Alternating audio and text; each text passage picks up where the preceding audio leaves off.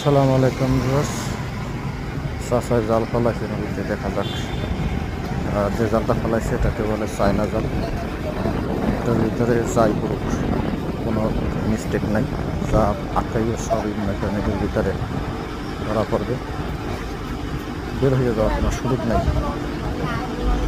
তো দেখা যাক কী কী মাছ পাইছে, আপনাদেরকে দেখানোর চেষ্টা করতেছি।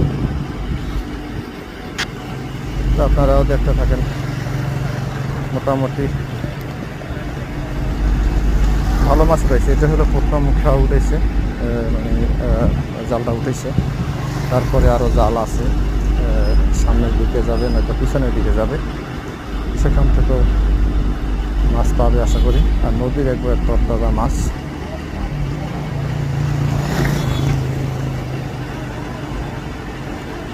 মোটামুটি অনেক স্বাদের। তো এখানে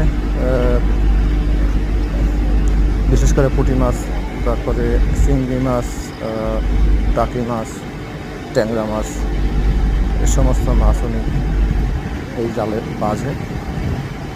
দেশীয় মাছ আর কি, মিষ্টি পানির মাছ। তো ডাকাতি নদীতে আসলে মাছ ধরার দৃশ্যটা অসাধারণ ছিল।